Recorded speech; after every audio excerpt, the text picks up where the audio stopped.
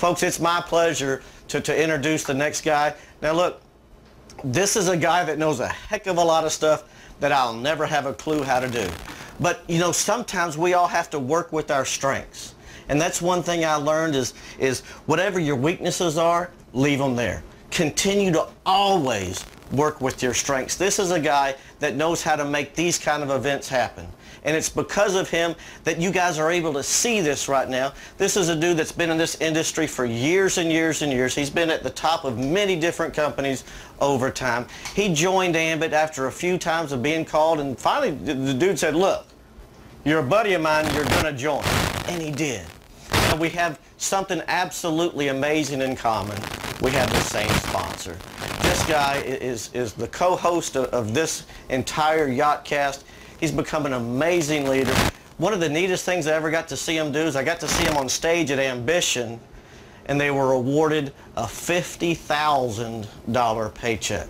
A one-time check of $50,000. Now what's so cool is you saw maybe a little preview teaser video that came out the other day, and he's standing in St. Louis, Missouri, where obviously it's not deregulated, can't be his own customer, but that's where he lives. He's in his home office, and on the wall behind him is that big check. You see, that's that daily consistent reminder that he found the right thing at the right time, and he's taken massive action. Folks, help me welcome back up Executive Consultant Mr. Sean Cornett. Thank you, sir.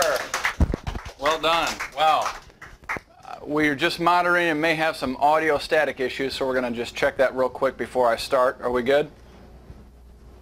Good enough? I'll take the good enough part. Let me get the clicker here, make sure that works.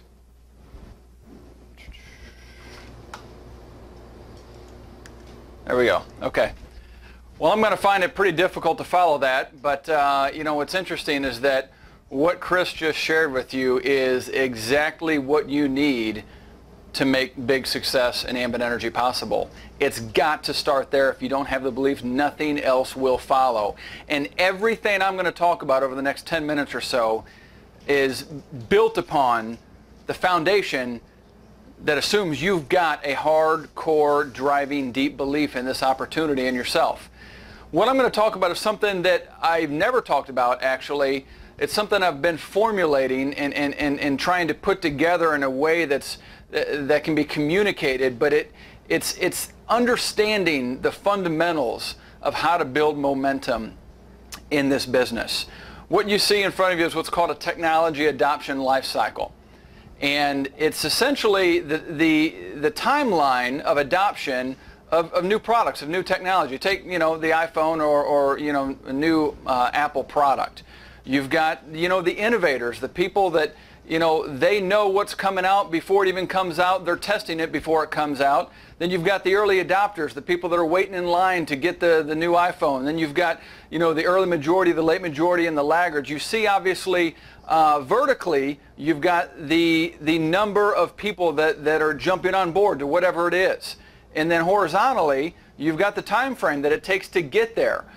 So we've got these innovators and the early adopters.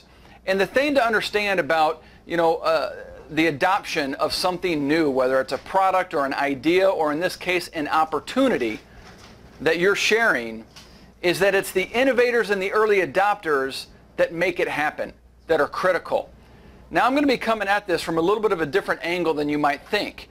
What I'm talking about here, when you look at these different categories of people, these are different categories of people that are on your contact list, on your written list. The problem is that you don't have a darn clue what category your people are in.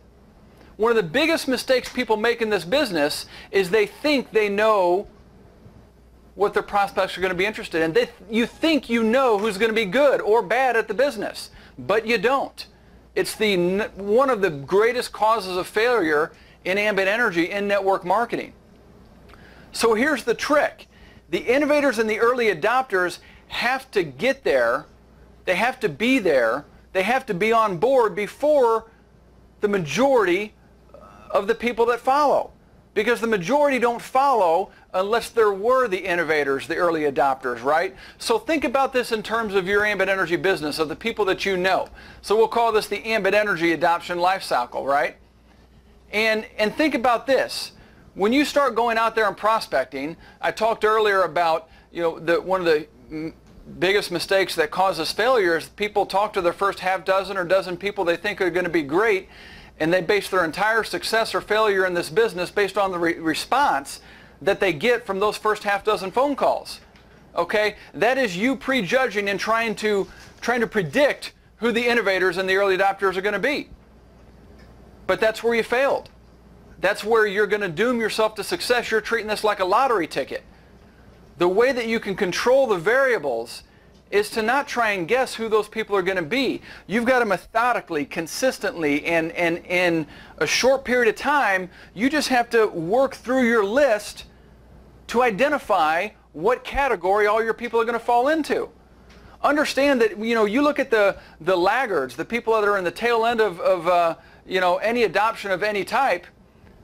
Those are the people that you could say everything right to. You could be Steve Thompson prospecting those people. They aren't going to get it. But the innovators are the ones that you could say everything wrong to, and they're going to join in spite of you. You see, there's a lot of truth to the old saying that you can't say the wrong thing to the right person or the right thing to the wrong person. That is so true. So on one end of the scale, we got the innovators. On the other end, we got the laggards. The problem is you've got to get to the innovators and the adopters to get to the majority of your opportunity. Well, if you take a theoretical, glance at every relationship that you've built in your life thus far, and you detail that on paper like you should for your written list, the only way you're going to know where these people fall is to simply work through your list and to work through it quickly.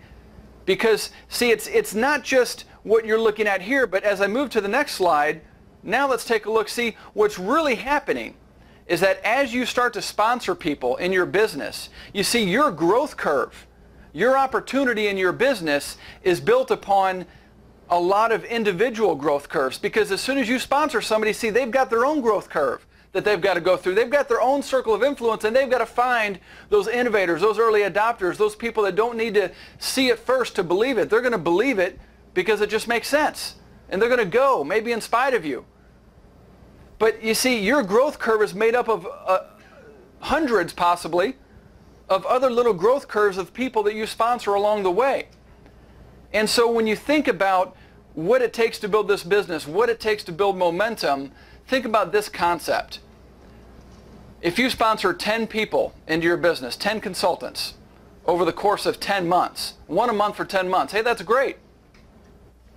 But you're going to get a completely different result from those exact same 10 people if you sponsored 10 people over the course of 10 weeks instead of 10 months. Same 10 people, just done in a compressed time frame. What's the difference? Momentum, excitement. You've compressed the time frame by which you've taken the action, and therefore your energy level, your excitement, your belief is through the roof. And what happens is because you're making it happen faster, you are bringing on the majority of the people, the late adopters, right? The people that are waiting to see if it's going to work first, right? You're putting in the overtime in the beginning. You're making the sacrifice, like Tim talked about, to take the extra action so that you can find those people early and quickly, and that's what's going to pull everybody else off the fence. That's what pulls the rest of the group off. And so, think about the compound effect as, or the slight edge effect, as Darren Hardy or I'm drawing a blank on the other author, Olson, right, talks about the compound effect of this taking place. You see, if you sponsor 10 people over the course of 10 months and you space out their growth curves, look at how much you're delaying your success. Because it's not just what you do, it's what you can duplicate and leverage. The faster you get people started, the faster they get into their growth curve, which exponentially grows yours. You see, when Damien and I were getting sponsored and called, like Chris talked about, he was burning up our phone, leaving messages. And we were too busy. We had too much going on. It was a bad time of life. I'm not going to say we were as dead broke as Chris was when he started, but we were close. we were on that same line, headed to where Chris was at. But my point is that, see, he would not have sponsored us if he was waiting on us. Here's the difference. In between every phone call, Steve was working. He was building his business. And so every time he left a message, I could tell that that message was a little more excited than it was before. His belief was a little greater than it was before. His business, I knew without knowing that it was growing in between every single time that he tried to prospect me. And because of that, I knew he was going places. I knew this was the real deal. You see, if he just kept waiting on me and he was expecting me to be a part of his, success, he was waiting on me to join so that, to create his success, he never would have gotten me. The only thing that got me and got, Damien and I interested is that he was making it happen in spite of us. And that's what pulled us off the fence, because we knew, because Steve had proven that this was the real deal. And how did he prove it? You see, we weren't the innovators there. We weren't the early adopters. He went out and found other people. He found Chris. He found, some other great leaders, Regina. And those were the innovators and the early adopters in his list. And because he was building with them, he pulled Damien and I off the fence. And that just added more momentum to his business.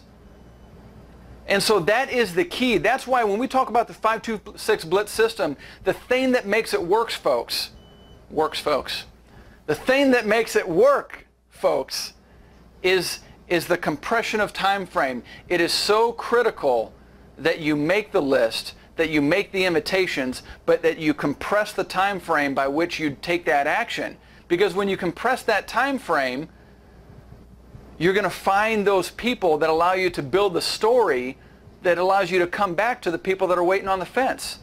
The majority of your opportunity, like it or not, they're waiting on you. Think about this. The vast majority of the time in network marketing that people get pitched, whether it's by Ambit Energy or another opportunity, what happens when you get pitched by somebody? Well, generally speaking, a month later when you run into that person next, they're done and out of the business. They've done quit. Why? Because that's just what usually happens. And so they don't expect anything different out of Ambit Energy. Of course, we know it's different. We know this is a superior opportunity, but they don't. You've got to prove them wrong. And when you prove them wrong, like Steve proved us wrong, that's when you get them. That's when you pull those people off the fence, and that's when the momentum starts to compound like crazy. That's when you get the kind of exponential growth that, takes somebody from, where he's at, like, Chris and Damien and I were 6 years ago, to complete and total financial freedom. Because we weren't waiting, we went all out. And that's what this process is about. We talked about the 526 Blitz, blitzing for your first week and exposing 30 people. That's just the first week. That's just so you can create enough excitement, enough momentum, enough of a story by promoting to 526 regional consultant quickly enough so that next time you come around and talk to all those prospects that you planted seeds with that were waiting on to see you fail, well, you didn't fail. You succeeded. You've got the proof. You've got the success. Now when you come back around, you're going to peel off some of those people off your list again because now you've proven it. And let me tell you, that's when your business takes on a life of its own. So folks, my message quite simply in this entire little explanation, and I hope it made sense, but for you to get past the chasm, as I'm told it's called, the chasm that you see on the slide, okay, you've got to go out on belief. Like Chris talked about, you've got to have that core fundamental belief to take the level of action necessary to find enough early adopters and innovators that are going to join your business even if you say everything wrong. And by the story you build from them, it's going to allow you to pull everybody else off the fence to really maximize and reach 90% of your opportunity that's waiting on you to prove it first. So folks, get momentum in your business. Take massive action and keep that massive action up consistently.